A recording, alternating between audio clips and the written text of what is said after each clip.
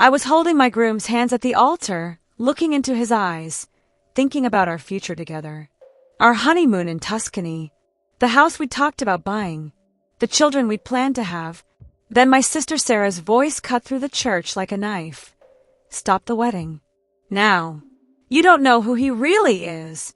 Everyone froze. 300 wedding guests turned to stare. But it was what happened next that still haunts me. The church doors burst open.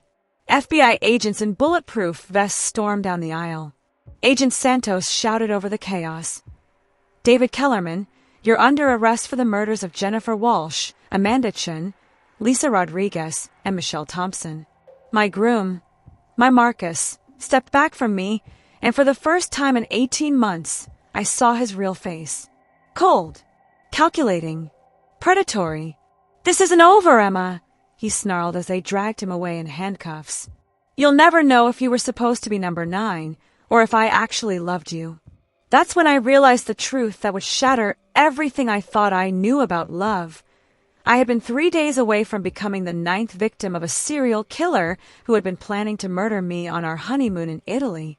You know, people always ask me if I saw the signs. If there were red flags I ignored. The truth is, when you're in love, or what you think is love, you don't see the darkness hiding behind a perfect smile. But my sister Sarah did. And on what was supposed to be the happiest day of my life, she saved not just me, but potentially dozens of other women. Before I tell you how we got to that moment, please hit that subscribe button. This story gets darker than you can imagine, and I need you to stay with me until the end, because what you're about to learn about the man I almost married will shock you to your core. It was supposed to be a fairy tale wedding. June 15th, 2019. St. Mary's Cathedral in downtown Chicago. I remember standing in that bridal suite, adjusting my grandmother's veil for the 100th time, thinking about how perfect everything was. How perfect he was. Marcus had swept me off my feet 18 months earlier. Tall, charming, successful businessman who traveled frequently for his consulting work. He had this way of making you feel like you were the only person in the room. The only person who mattered. I thought I was the luckiest woman alive. But as I stood there in my white dress, I had no idea that 3 floors below, my sister Sarah was having the conversation that would change everything. Let me take you back to the beginning, because this story starts long before that wedding day. It starts with a missing persons report filed in Denver, Colorado, 6 months before I even met Marcus. Her name was Jennifer Walsh. 28 years old, brunette, worked as a marketing coordinator. She'd been dating a man for about 4 months, a charming businessman who traveled frequently. One day, she just vanished. No trace. No goodbye. Her apartment looked lived in. Her car was still in the parking garage, but Jennifer was gone. The police found it suspicious, but without evidence of foul play, the case went cold. Jennifer became just another statistic, another missing person whose face would eventually fade from the news. But Jennifer wasn't the only one. In Seattle, there was Amanda Chen. In Phoenix, Lisa Rodriguez. In Atlanta, Michelle Thompson. All young professional women. All brunette. All last seen with charming businessmen who mysteriously disappeared from their lives right after the women vanished. I didn't know about any of this, of course. I was too busy planning centerpieces and arguing with caterers. Too busy being in love with a man who brought me roses every Friday and remembered how I liked my coffee. Sarah, though. Sarah was always the suspicious one in the family. The one who ran background checks on my high school boyfriends. The one who never quite trusted Marcus's charm. There's something off about him, she'd tell me during our weekly sister lunches. He's too perfect. Too rehearsed. I'd laugh it off. You're just being overprotective. But Sarah couldn't let it go. Maybe it was intuition. Maybe it was the investigative journalism degree she never used. Or maybe it was just pure sisterly love. Whatever it was, it made her dig deeper than anyone else had. It started with little inconsistencies in Marcus's stories. He said he grew up in Portland, but once mentioned going to his hometown diner in Sacramento. He claimed to have graduated from Northwestern, but when Sarah casually brought up the campus during a family dinner, he gave details that were completely wrong. I decided to do some digging, Sarah told me later. Just basic stuff at first. Google searches, LinkedIn, that kind of thing. What she found was disturbing. Marcus's social media presence was recent. Everything started just 2 years ago. His LinkedIn profile was professional but vague. His consulting company existed on paper, but had no real clients, no office, no employees. Most telling of all, there were no photos of Marcus online that predated 2017. None. For a successful businessman in his 30s, that was almost impossible. Sarah hired a private investigator. I found this out later, of course. She knew I'd be furious if I knew what she was doing. The PI's name was Detective Ray Morrison, retired from Chicago PD. He specialized in background checks and missing persons cases. What Morrison found made Sarah's blood run cold. Marcus Thompson, my Marcus, didn't exist before 2017. The Social Security number led to a dead end. The birth certificate was a forgery. Even his driver's license, somehow, was fake but so convincing it had passed every check. But Morrison didn't stop there. He started looking at the patterns Sarah had noticed, those missing women across the country.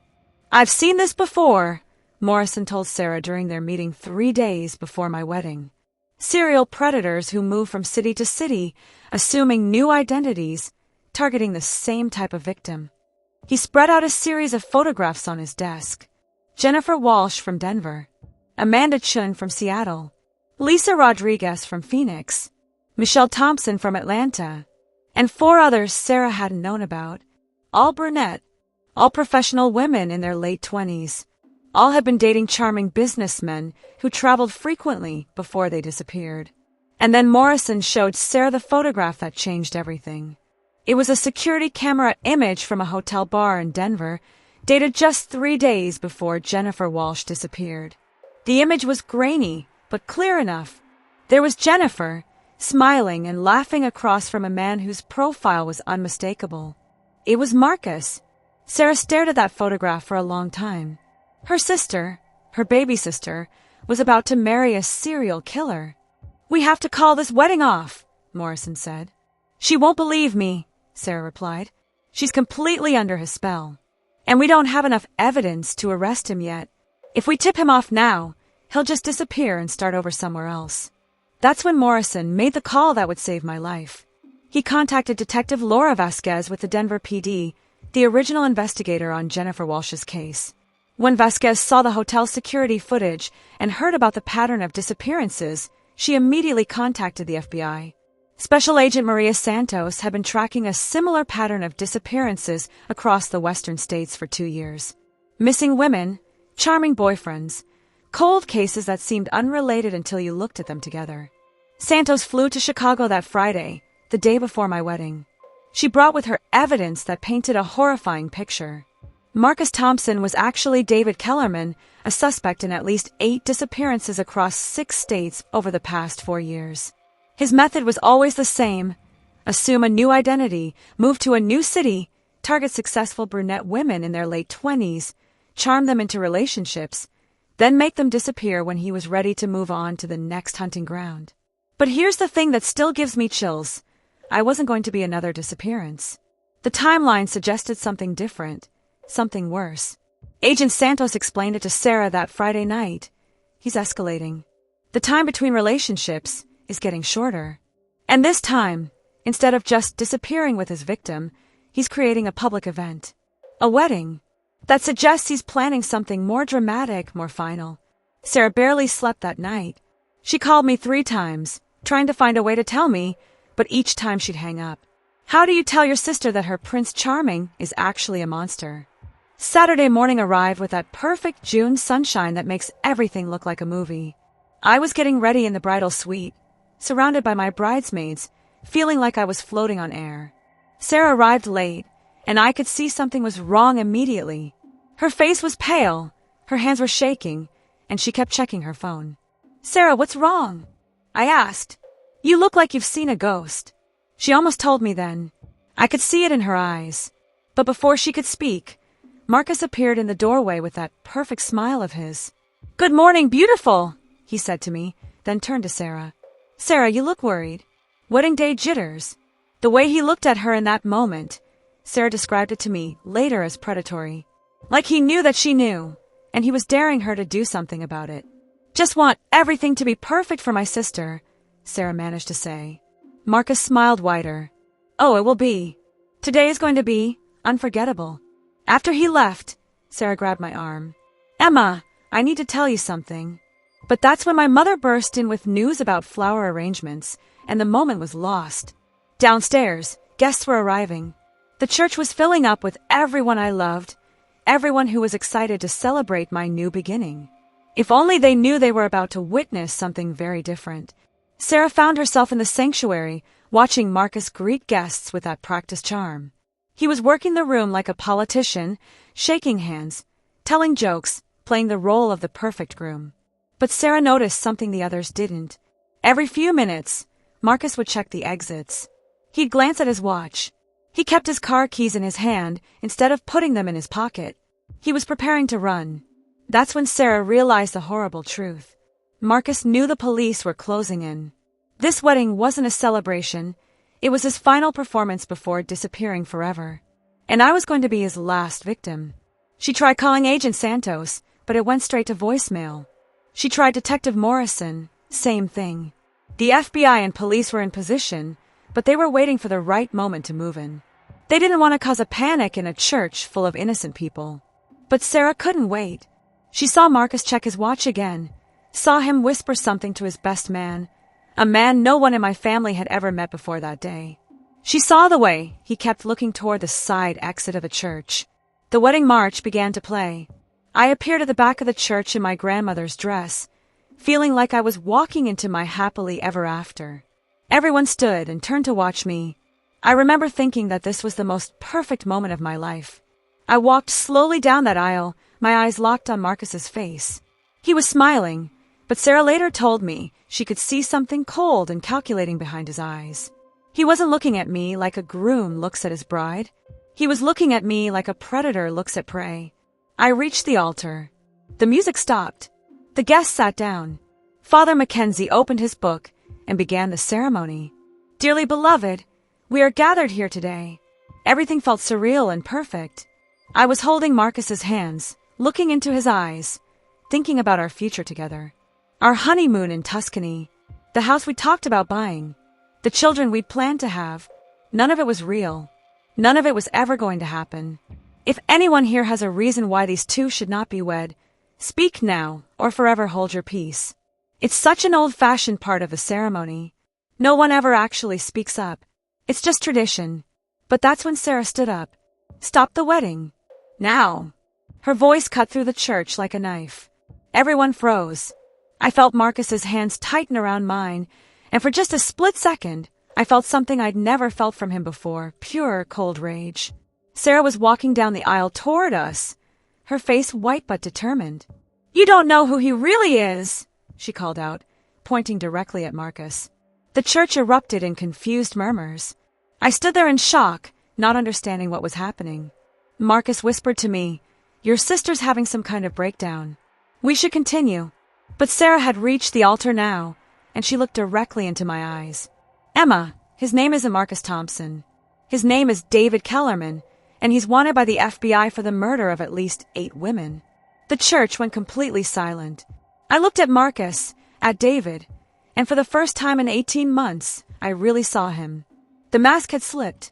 The charming smile was gone, replaced by something cold and calculating.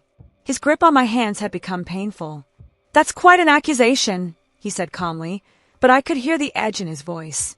Perhaps we should discuss this privately after. That's when the church doors opened. Agent Santos walked in first, followed by Detective Vasquez and 4 other FBI agents. Behind them were Chicago PD officers, including Detective Morrison.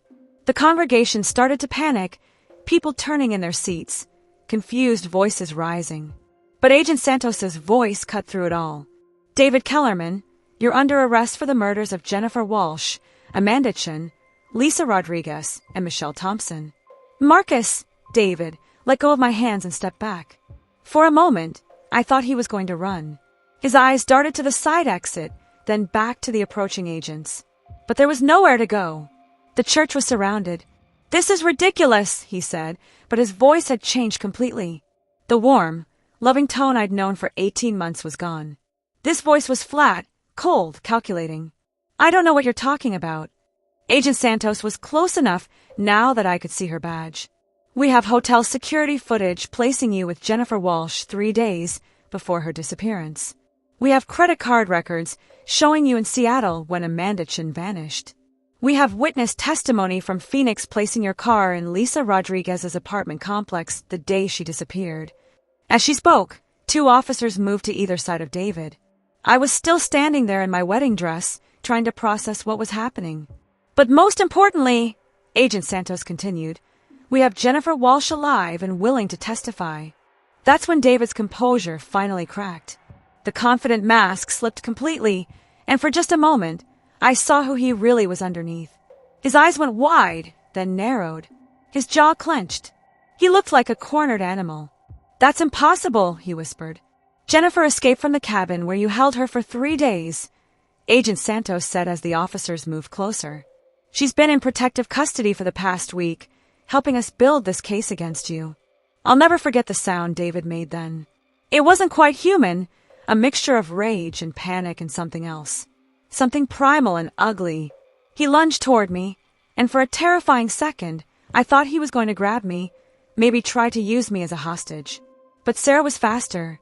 She stepped between us, and the FBI agents tackled David before he could reach either of us. The church erupted in chaos. Guests were screaming, some trying to get closer to see what was happening, others rushing for the exits. My mother fainted. My father was shouting something I couldn't understand over the noise. But I just stood there at the altar in my grandmother's wedding dress, watching as the man I'd planned to spend my life with was handcuffed and read his rights. "You have the right to remain silent. Anything you say can and will be used against you in a court of law." As they led him away, David turned back to look at me one last time. The expression on his face haunts me still. It wasn't love or regret or even anger. It was disappointment, like I was a project that hadn't worked out the way he'd planned. "This isn't over, Emma," he called out as they dragged him toward the door. "You'll never know if you were supposed to be number 9 or if I actually loved you." Those were the last words David Kellerman ever spoke to me. Later, Agent Santos explained what they discovered. David had been planning to kill me on our honeymoon in Tuscany. The remote villa he'd booked, the isolated location, the fact that he'd insisted we not tell anyone exactly where we'd be staying, it was all part of his plan. But the FBI's investigation had accelerated when they found Jennifer Walsh. Jennifer had survived because she'd managed to escape from the cabin where David had held her. She'd been smart enough to memorize details, to pay attention to landmarks, to leave traces of evidence when she could. When she finally made it to safety and told her story, it broke the case wide open.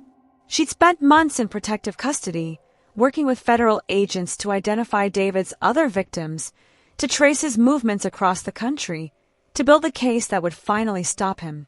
The trial took place 8 months later.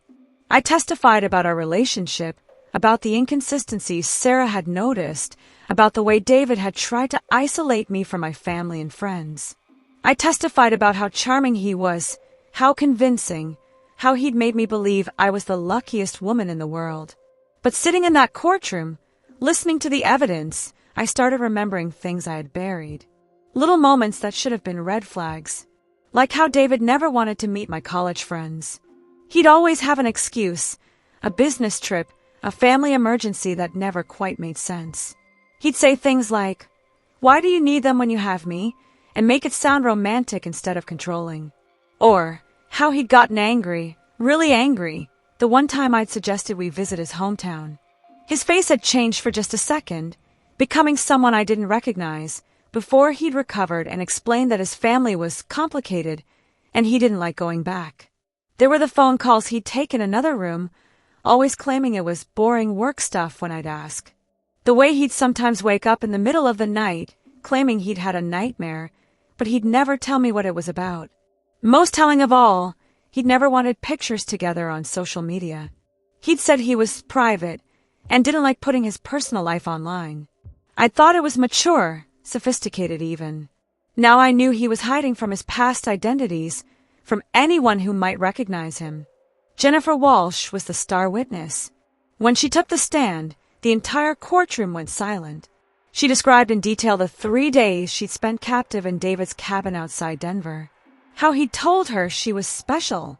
How he kept detailed journals about each of his victims. How he'd shown her photographs of the other women he'd killed, telling her their stories like trophies. But Jennifer's testimony revealed something even more chilling. David had told her about his future plans, how he was getting bored with just making women disappear, how he wanted to try something more challenging next time. He said he was planning to get married. Jennifer testified, her voice steady but her hands shaking. He said it would be the perfect cover, that no one would suspect a newlywed husband if his wife disappeared on their honeymoon. He said it would buy him weeks, maybe months, before anyone started looking seriously. That's when I realized how close I'd come to dying. It wasn't just that David had planned to kill me, it was that he'd been planning to use our marriage, our love story, as the perfect alibi for murder. The prosecution also revealed that David had been scouting locations in Tuscany for months before proposing.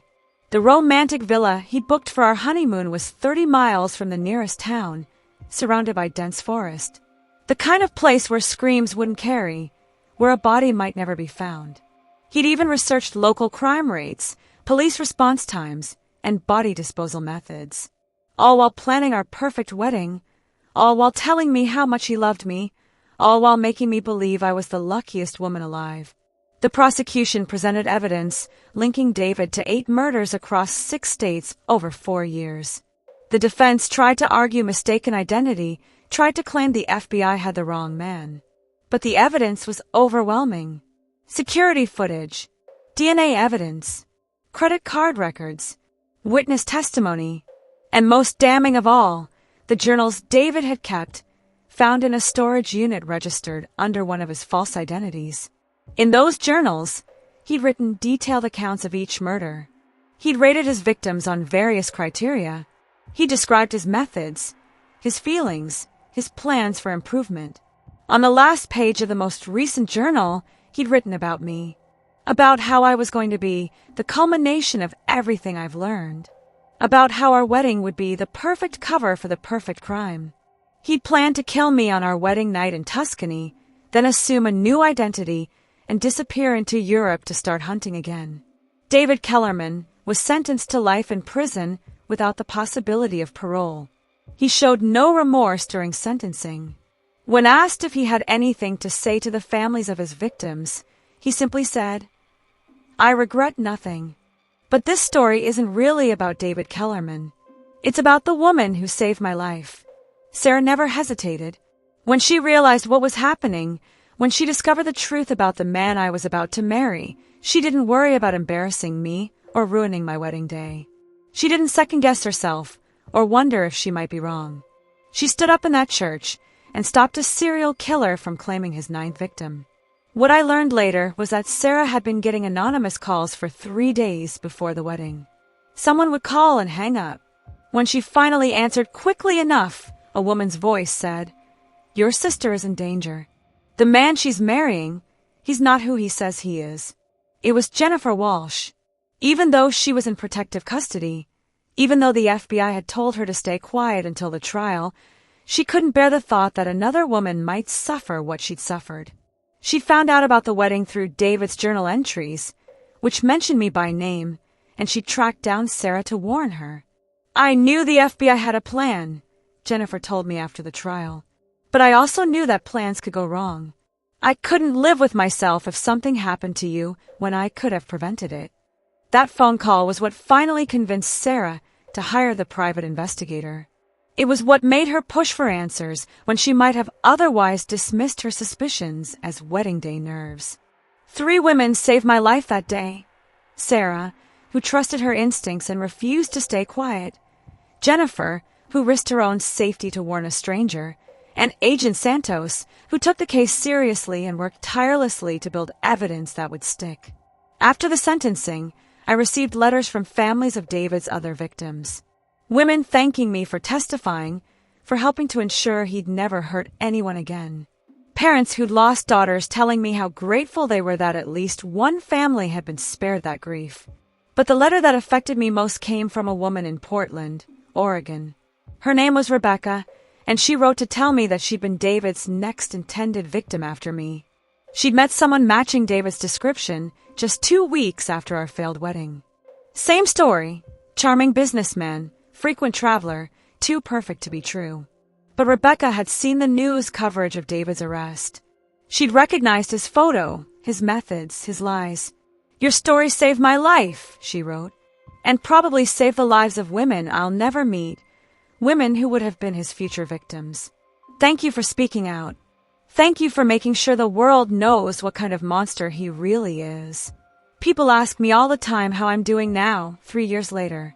The truth is, I'm grateful. Grateful to be alive, grateful for a sister who loved me enough to risk everything to save me, grateful for law enforcement officers who took the case seriously and worked tirelessly to stop a monster. I'm also changed. I'll never trust as easily as I once did.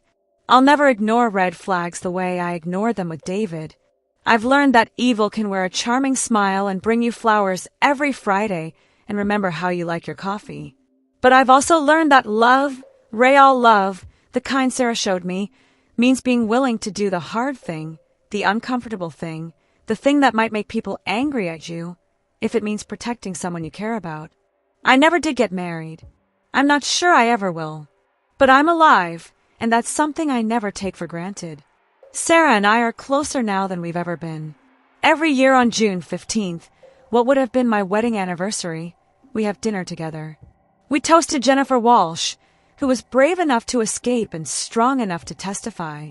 We toast to Agent Santos and Detective Morrison and all the law enforcement officers who worked the case. We toast to justice, imperfect as it sometimes is.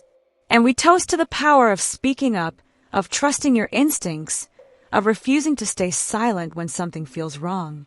Because sometimes, speaking up saves a life. If this story affected you, please remember to like and subscribe. And if you ever find yourself in a situation where something doesn't feel right, trust that instinct. Sometimes the people who love us most are the ones who can see what we can't see ourselves. Sarah, if you're watching this, and I know you are, thank you for saving my life. Thank you for being brave when I couldn't be. Thank you for loving me enough to risk everything to keep me safe. And to anyone else out there who might be in a situation like I was, remember, if someone truly loves you, they won't try to isolate you from your family and friends. They won't have a mysterious past with no verifiable details. They won't make you feel like you're the lucky one to have them. Real love feels safe. It feels open. It feels like coming home. Everything else is just a mask hiding something darker underneath.